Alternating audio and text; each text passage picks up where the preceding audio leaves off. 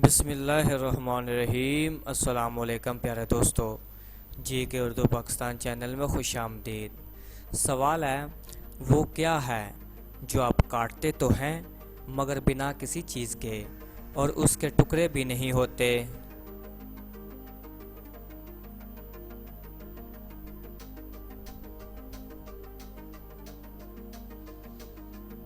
जवाब है वक़्त। सवाल है, वो कौन सी चीज़ है जिसको गले मिलो तो गला दबा देती है।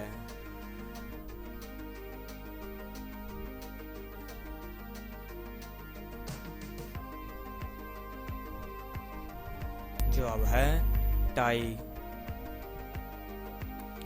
सवाल है, वो क्या है जिसे हम खाते भी हैं और बजाते भी हैं।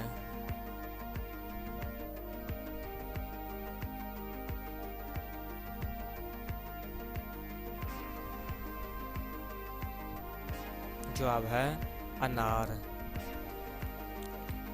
वो कौन सी चीज़ है जिसको लड़कियां खाती भी हैं और पहनती भी हैं।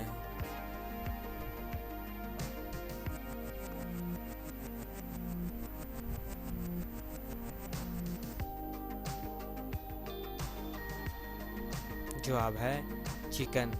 चिकन का सूट पहनती भी हैं और चिकन खाती भी हैं।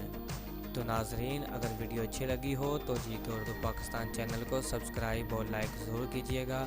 अल्लाह हाफिज़। Thanks for watching.